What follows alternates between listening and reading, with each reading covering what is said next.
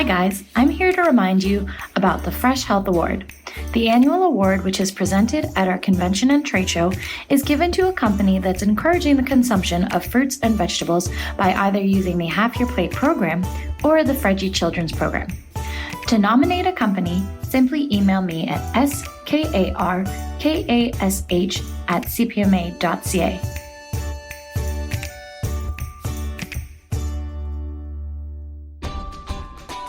Hello and welcome to Produce Talks, the CPMA podcast. I'm Ian Brody, CPMA Education Manager and your host of Produce Talks. We are sponsored again by Nature Fresh Farms. Super excited to get started with this episode, which is all about Canada's Food Guide. On this episode, we'll explore the changes from the previous guide, the challenges that it presents to Canadians, and the evidence and support behind the revisions.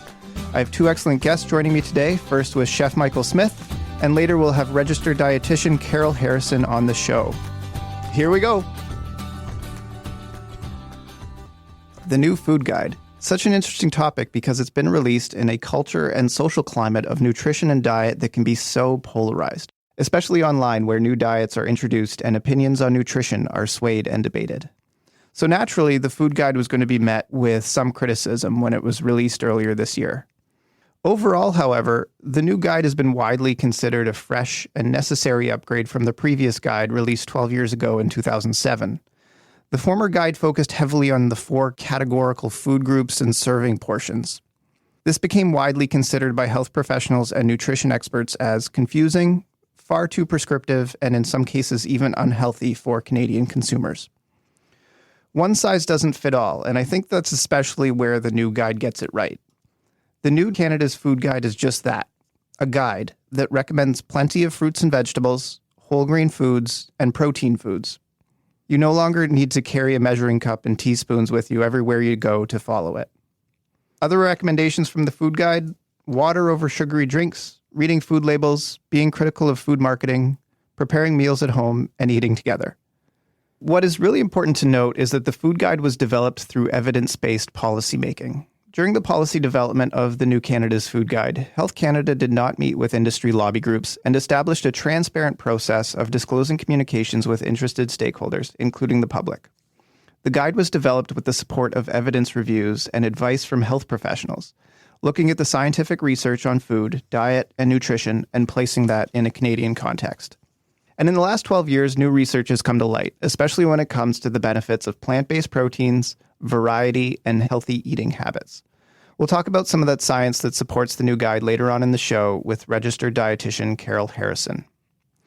And there are notable similarities between the food guide and our Half Your Plate program, which advocates and provides strategies to fill half your plate with fruits and veggies. And let's make no qualms about it. The main imagery released in the food guide is literally just that, half a plate of fruits and veggies. Our Half Your Plate program has been resonating with consumers across the country with the help of our culinary ambassador, Chef Michael Smith. And Michael joins us today on the phone to talk about the food guide. Good morning. Chef Michael, welcome to Produce Talks. Thank you. Good to be here. Where are we talking to you from today? I am on beautiful Prince Edward Island in downtown Fortune, looking at Bay Fortune, looking at snow and eagerly awaiting spring. Yeah, that's awesome. I've been seeing pictures on your Instagram lately. That's quite the renovation you have going on in PEI there. Yeah, our new inn, the Inn at Fortune Bridge. My wife is deep into the development on that. We're racing to get her done and ready for our summer season. So today we are talking about the new food guide, and I'm sure you shared our positivity when the new food guide was released earlier this year. Unbelievable. So could you tell me what were your initial thoughts when it was released? Well, I think there's 2 highlights. First of all, the focus on processed food in particular is huge. I mean, this really is in so many ways. You really only have to make 2 choices in your life. First, do not let factories cook for you and your family. Don't do it. Under no circumstances. We've got to get rid of this pervasive myth in our society that somehow processed food is an actual viable option. It's not. It's killing Canadians. Full stop. Enough said. The other big one, of course, is once you've made that choice and you're cooking simple, real food for your family, focusing on fruits and vegetables. And as simple as it sounds, literally filling half your plate every chance you get with fruits and vegetables it's profound. It's a game changer. I cannot overemphasize how important this is. Yeah, I mean, we were certainly delighted when we saw it. We've been advocating for the continued consumption of fruits and vegetables, fresh fruits and vegetables. I'm also thrilled with the context that's emerging in our food guide. I think we're all waking up and realizing that food isn't in a vacuum. Food exists within a societal context, and understanding the power of the table, understanding the need to come together and eat together, understanding simple things like drinking lots of water. Like these are all very, very powerful and simple things. Yeah, I love that it's not necessarily all about healthy eating, but it's about healthy living as well. That really leads into one of my questions here. One thing that really stood out to me, like you said, is the recommendation to simply cook more often and eat together. I think recognizing the challenge that the average busy Canadian family has when it comes to buying groceries, preparing and cooking meals, and sitting down together to eat. So what does cooking and eating together mean to you? And do you have any rituals or routines, I guess, with your family? Cooking and eating together with my family is everything to me. We do it every single day. Cooking healthy food is one thing. Enjoying that healthy food at the table, a table free of devices and distractions. This is humanity. This is in us. We come together around the table. I can't stress the importance of this enough. Food isn't in a vacuum. Food exists in a societal context. And when we enjoy that food together with our families, we're doing what human beings have done for tens of millions of years. It's essential. It can't be overstated. So what are some strategies or tips, I guess, that you might have for a busy family to cook and eat together more often? I think strategically, if you're a busy family and you're trying to find that time to cook together and eat together more often, I think the first thing you have to do is be aware. So much of life is about setting our intentions and understanding the things that we need to do in the first place, understanding and embracing those things. I understand that all of us, myself included, we're all very busy. Life is busy. It comes at us at 1,000,000 miles an hour. Yet somehow we have this infinite capacity for making things priorities, and the things that we prioritize tend to work. So perhaps the intention is first. We have to understand the importance of this. And in so many ways, there's so many kids these days that grow up in families that just don't do that. And now we have a generation of adults that grew up not doing that. And so they don't know what they're missing. So the first step is for them to understand the power of this, the importance of it, so they can set that intention. And like so many other things in life, when you set your intentions, they just magically fall into place. I think we have to understand that this isn't some loosey-goosey, hug a tree, eat a bowl of granola. Mm-hmm. This is real. Yeah. This is important. This has to happen. This is life at its best.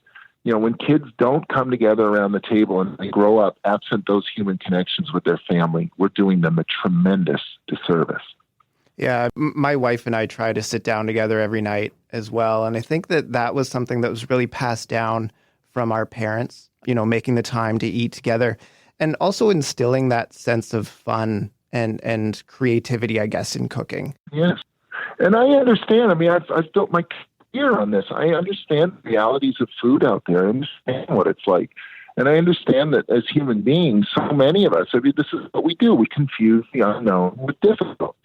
So if for whatever reason, and with no judgment, you grew up in a world where you just didn't get exposed to real home cooking, and now you're in a position where you're thinking about your own family and you want to do these things, It's perfectly natural to think to yourself, oh my God, cooking's difficult, because you don't know it. But once you get in and you start doing it, you realize, look, again, 10 million years of humanity has done this, and you can do it too. You just need to set your intention and get to it. And like everything else in life that you set your intention and set out to do, you're going to figure it out. It's not that difficult. Mm-hmm.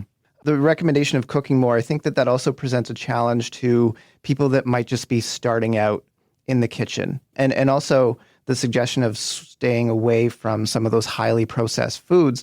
Again, creating a challenge for someone that is the beginner cook, I guess, maybe new to the kitchen, new to the grocery store. So what are some strategies, I guess, for those that might just be starting out? The first strategy is ignore everything you see in the media. Stop watching Food Network.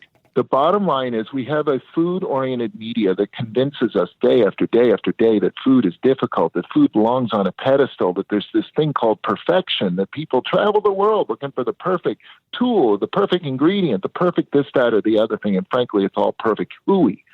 The first thing we have to do is understand that at heart, food is darn simple. Putting a potato in the oven and baking it is an incredibly healthy thing to do. You don't need a recipe for that. You don't need to watch Food Network for that. Just keep it simple. Mm-hmm. Keep it simple. Now, look, I'm not throwing Food Network under the bus here. I mean, we've done so many wonderfully positive things. We've elevated the discourse of food and put it in a cultural position that's amazing. But as with so many things in life, there's another side to that. We've also created a generation of Canadians that put food on a pedestal, that are more interested in what it looks like and the picture on Instagram. Exactly, and all of those things. And they're engaging with all this intricacy and missing the point. Mm-hmm. You know, at heart, food is simple. It's just simple. There's so much information coming at people. And it's often so contradictory. Mm-hmm. Mm-hmm. You know, all that information flow is often so contradictory that it puts us off. You know, it leaves us wondering, and you know, we're constantly overwhelmed with the latest diet, and it's this and it's that, and now you can eat this thing that you've been told you can't eat, but don't eat that thing that you thought you could eat, and blah blah blah, and it's just it's all hooey. At the end of the day, two choices. First, no processed food. Period. Second, lots of fruits and vegetables. Yeah. Do those two things, you are doing 100% of what you need to do for your family. You're a good cook. You're doing it right. So let's talk about the shift in the new food guide to a proteins category. Plant-based proteins are now included with milk and meat. What are some of your favorite high-protein fruits, vegetables, legumes that consumers could use more in the kitchen? You know, in essence, what we need to do is eat the things that the animals eat. Now, look, I'm not a vegetarian, okay? But sometimes I say to myself, hey, I'm a vegetarian and I eat meat. In other words, fruits and vegetables are the first choices that we make. You know, I think back to when I went to cooking school all those years ago, and back then, you know, we were taught the first choice is, okay, what's the meat? What's the protein? And then the next choice is, you know, the sauce, the garnish. And then the next choice is, what's the starch? Is it rice? Is it potato? Is it pasta? Whatever. And then maybe you start thinking about the vegetables. Today, enlightened chefs all over the world, the first thing they think about are the fruits and vegetables on the plate. So it's a shift in consciousness. It's a move. And I'm not a guy that's sitting here saying, oh, my God, stop eating meat. Oh, gosh, it's bad for us. You know, but the fact is we do eat too much meat. We eat more meat than we as human beings are designed to eat. Just do. It has enormous complications and ramifications for us, but it also has a huge impact on our planet and what we're doing in terms of sustainability here on the planet. Now, again, there is no bigger fan of hardworking farmers, hardworking ranchers, all the folks that bring that meat and put it on our plates, all of our dairy farmers. There's no bigger fan on the planet than me. But I'm forced to point out, and it's less about the dairy, it's more about the meat. We need to eat a little less. We truly do. It is high order protein. Yes. It's convenient. Yes. We still need that variety. Yes, we do. We need more variety. And we really, at the end of the day, we should eat more of the things that the animals themselves eat. It's better for us. It's better for the planet. Mm-hmm. So I think one of the concerns and criticisms for Canadians is affordability and the ability to eat healthy on a budget. How do you think consumers can do this? First of all, let's be very careful how we define this issue. The simple fact is we as Canadians spend less money on food than any culture in the history of mankind. We do not have expensive food. We simply don't. Dramatically less resources go into putting food on our tables than ever before in the history of mankind. So let's not call food expensive. Now, look, maybe this time of year food costs a little bit more. Maybe certain vegetables cost a little bit more than the other times of year. Fine. Okay, food fluctuates in cost just like everything else in our lives. But food is not expensive. It simply is not expensive. You go back 50 years, 100 years ago, you look at the resources that your parents and grandparents needed to put food on the table, dramatically different than today. And I'm not just talking about processed food, all food. So, you know, I strongly disagree with the idea that food is unaffordable. It's a sham. It's a way of hiding the real issue. It's a way of not having the conversation about why we don't cook for our families in the first place. Mm-hmm. You touched on it a little bit with eating seasonally. I think that can kind of go a long way for people eating on a budget. And there are also other tips within the food guide for healthy eating on a budget as well. Oh, yeah, it's quite doable. It's quite doable. Like, there's no credible study that's ever shown that, single mom on a budget can't go get real food and cook it for her family. Like, it's just not a thing. Mm-hmm. So, Chef Michael, before we wrap up, any last thoughts about the food guide? I am tremendously proud of Canada's food guide. It is an absolute national treasure. We should all be proud of it. The people behind it care for us. They have science at their fingertips. It's right. It's just plain right.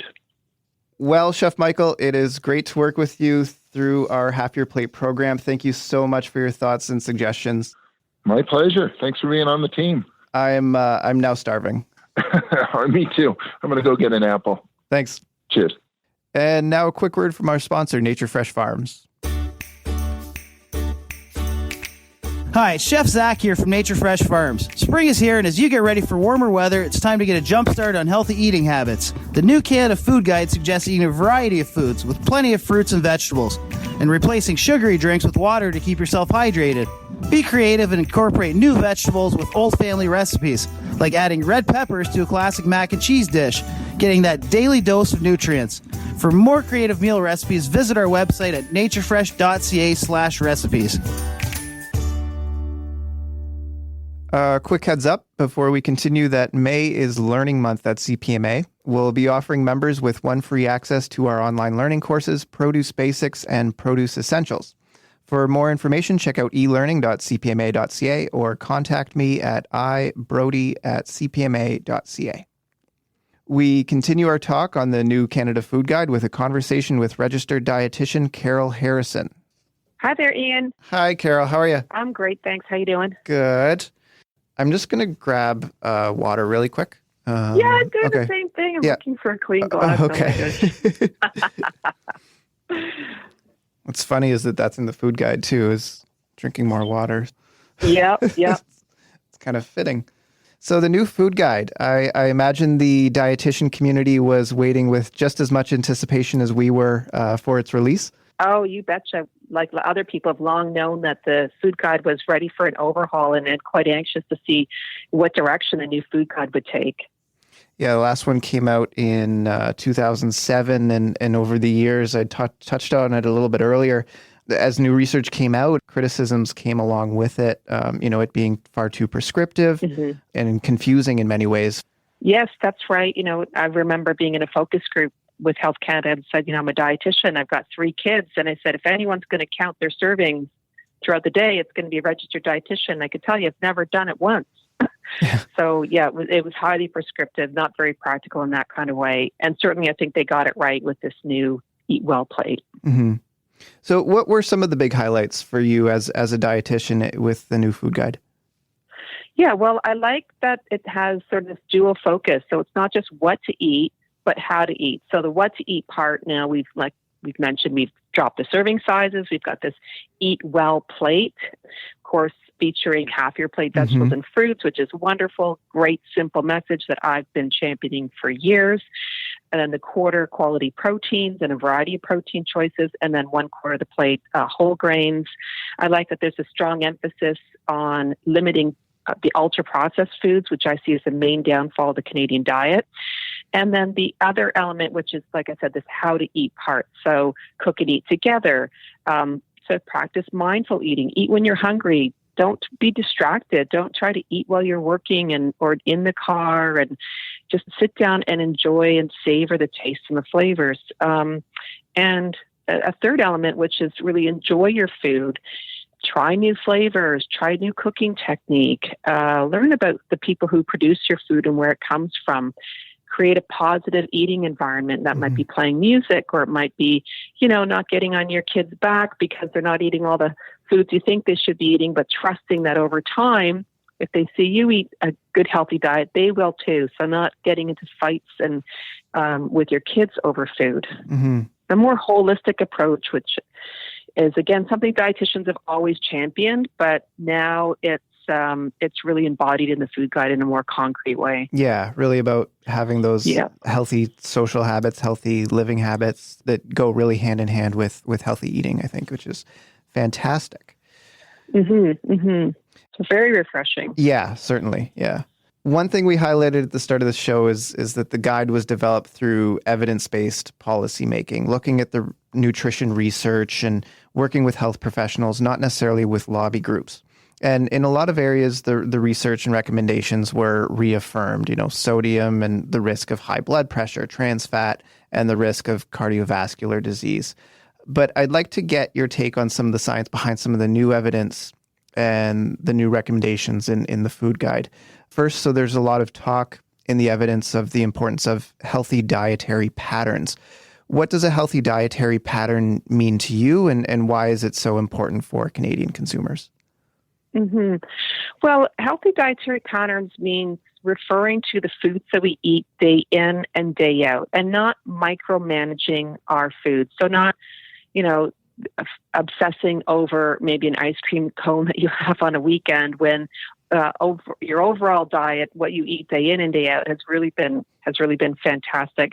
And it also means not having a nutrient focus, and that's been another paradigm shift. So for the longest time, even since we figured out, scurvy and vitamin C in whatever that was, the 1700s, we've had this nutrient focused paradigm, which has served us really well during wartime and depressions. But in the 70s, we started to get chronic disease, and it wasn't appropriate to focus just on nutrients. And we needed to think about the whole dietary pattern, because what was on the rise was all this ultra-processed food. So we started to see all these low-fat products coming out in the market, but they weren't really healthy. And the nutrient focus took us away from talking about foods, like telling people, hey, eat lots of vegetables and fruits. Instead, we'd say things like, have lots of fiber. And the important thing was to tell people, well, how do you get that fiber? Eat lots of vegetables and fruits. So the dietary pattern makes sense in so many different ways, because it really addresses right now the issue that we have, which is people who are overfed and they're undernourished. So from an evidence point of view, it's something that served us well, and health professionals have been pointing to that for a while. We've got to stop focusing on nutrients. We've got to talk about food. People eat food, not nutrients, and we've got to show them how to do it, not just what to do. And I think it's important for Canadians because it's going to help us to achieve better health. It's more holistic. It's more practical. Like I said, I've got 3 kids. I run my own business. I'm busy. And so I just imagine someone else whose nutrition priorities are maybe different than mine, who are just feeling overwhelmed and their mind is just boggled, trying to keep, afloat all these different nutrient messages, when really, at the end of the day, if you eat whole, minimally processed foods and you balance your plate out, you know what? Thumbs up, you're doing all right. Find something else to worry about. Enjoy your day. Cook and eat at home more often. You got it covered. So it just simplifies things for Canadians, which is so important because we're all racing, aren't we? Yeah. And the food guide really highlights that need to cut back on those ultra processed foods, obviously.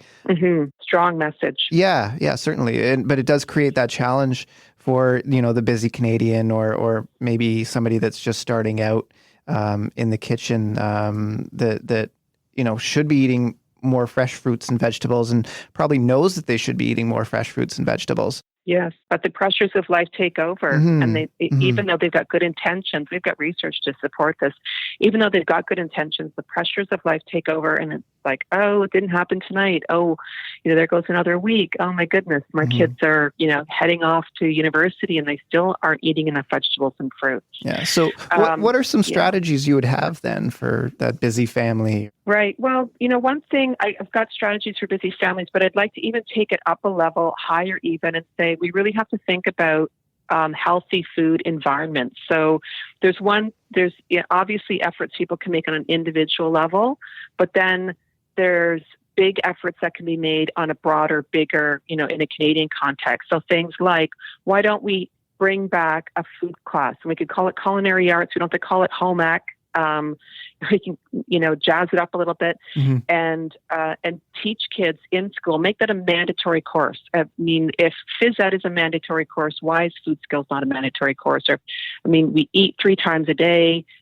Do I use the geography that I learned in grade 10, for example, 3 times a day? No, I'm not saying that it's less important, but food skills are so important.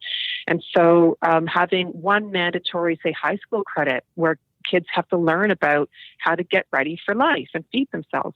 Thinking about the food environment in terms of, recreation centers where I see an awful lot of vending machines, and what else could we have there? My kids' hockey arena, they've got a canteen. What are they serving there? And how can we incorporate more vegetables and fruits and make them tasty and convenient and still help those operators to make some money?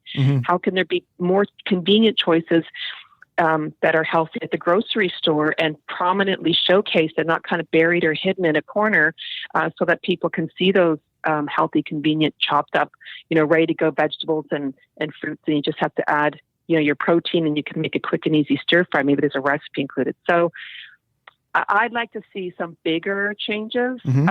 But for sure, back to your question around families and what families can do is there are options. So knowing that there are those prepackaged vegetables and fruit options that are ready to go, chopped, and really save a lot of time for folks. So choosing those options, doing things like cooking once and eating twice. So if I'm chopping up vegetables for our dinner, I'm trying to think ahead. I'm trying to work smarter, not longer in the kitchen.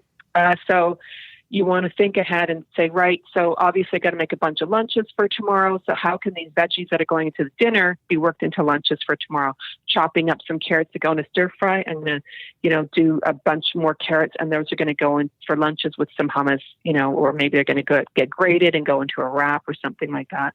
So cook once, eat twice. Big batch is another thing. So if you're making soup or chili, I've got some ground beef defrosting in the freezer right now. Actually, I'm going to make one of Chef Michael Smith's chili recipes. Oh, perfect. And I'm going to do it. Yeah, I'm going to do a big batch. And so while I've got this cutting board out and all the veggies out, I'll just chop up more.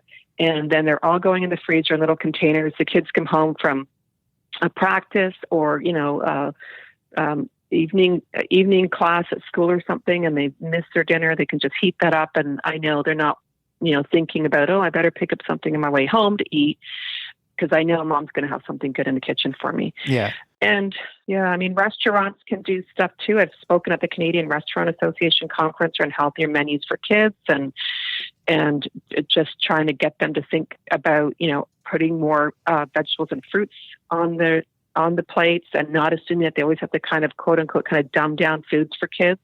And if we continue to do that, they're never going to want to choose and enjoy a variety of foods. So don't assume that they won't eat, some cut up fruit that you put out along with whatever it is that they're ordering. I could go on. We could talk an hour just on that. Yeah. Sorry. That's great.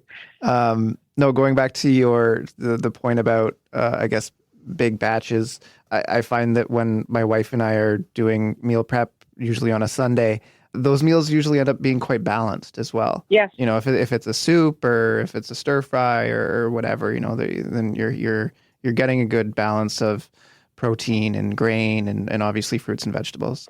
Yep.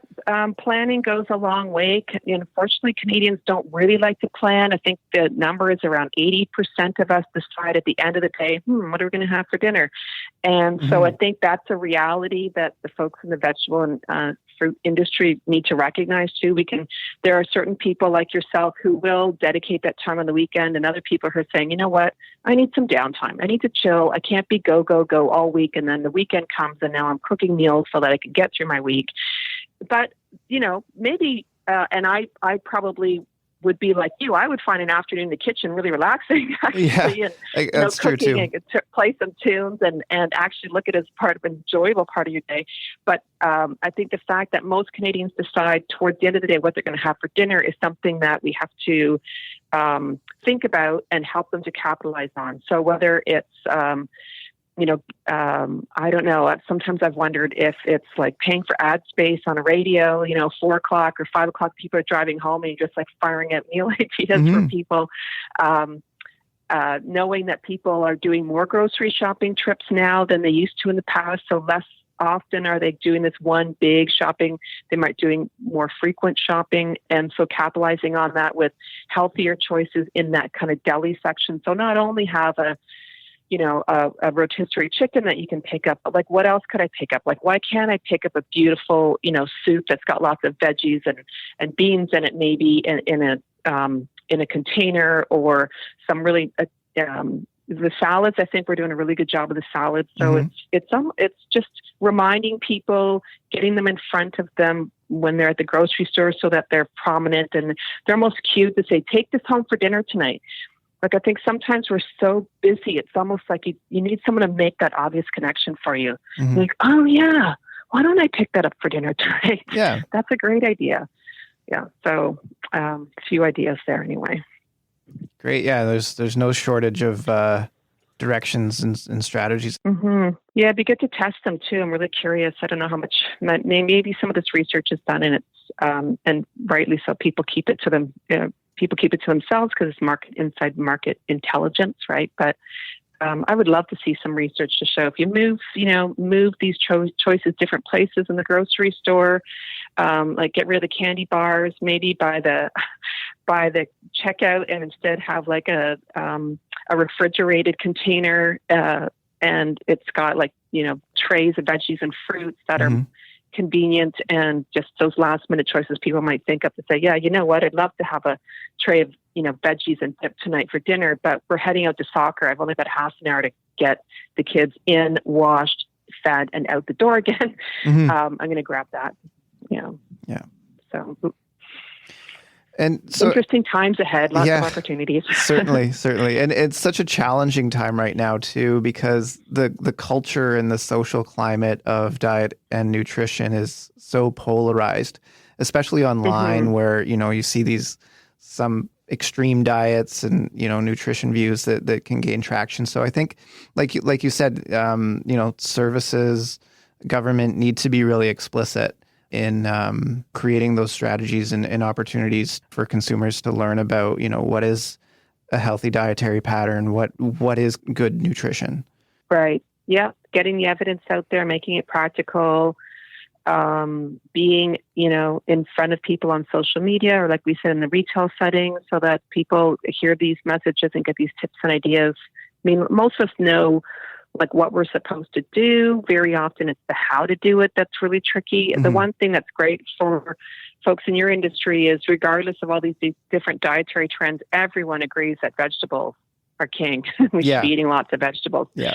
And I mean, the only group, maybe it might be like the folks following a very low carb diet, they might be saying, well, I might not eat, as much fruits as vegetables. There might be some lower carb fruits that I want to have, but the vegetables and fruits are pretty much front and center for all the different dietary trends. Yeah. Yeah. And it just becomes a question of how do we incorporate that, right? And that challenge for consumers in terms of incorporating fruits and vegetables into the diet. Yeah. Yeah. I was just going to mention, we've got to keep in mind the food guide is a guide. It's not one size fits all. You take those dietary principles, like eat a lot of vegetables and fruits, but every meal, breakfast, lunch, dinner, and in your snacks. But then you can tweak it to suit your budget, your lifestyle, your preferences, and within that. So, and if people need help with that, depending on their dietary goals, they can always seek out a registered dietitian and get some help to make sure they're doing it in a healthy way. Yeah, certainly. So let's go back to talking about cooking and eating together. How do you think Canadians overall are doing in that respect, and why is it so important? Well, the research from Health Canada, they did an evidence review looking at food skills, and we're finding that there is evidence that they're declining. So we're not cooking and eating together nearly enough at home. We could certainly improve there. And the one thing that's really important to keep in mind is that when you do eat at home, which is a reason why we encourage people to do it, is that you're more likely to eat vegetables and fruits. We all know that when you eat out, and I did restaurant reviews for the Toronto Star's newspaper, a column called The Dish, I'd give a thumbs up, thumbs down on the restaurant meals. And one of the reasons why I'd say, it wasn't so great was because there wasn't enough vegetables in it.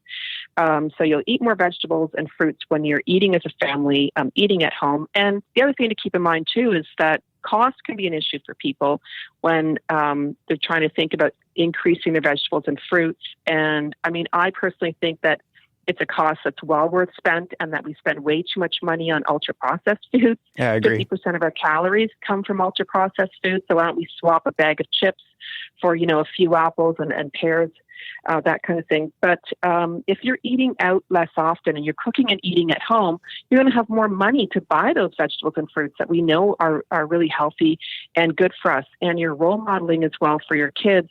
I like to think for myself, I'm showing my kids, even though life gets busy, healthy eating and sitting and eating together is really important, and we find a way to make it happen.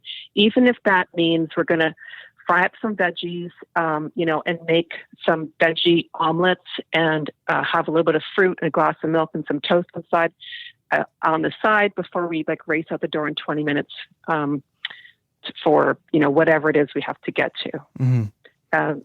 So the cooking and eating at home is a really important message, and there's lots and lots of opportunities to help people with that in terms of eating vegetables and fruits and making sure that they know how to cook them and how to prepare them in tasty ways that are convenient. Yeah, absolutely. Well, Carol, thank you so much for your tips and thoughts on the food guide. We really appreciate your insight. Well, thanks for having me. For some great recipes, check out halfyourplate.ca. There you will find plenty of fresh ideas for your next meal. Thanks again to Chef Michael and to Carol for their tips and thoughts on the food guide. Thank you to our sponsor, Nature Fresh Farms, and thank you for listening. Again, you can subscribe, rate, and review us on iTunes and Google Play. Until next time, fill half your plate with fruits and veggies, continue to seek out new knowledge, and basically never stop growing.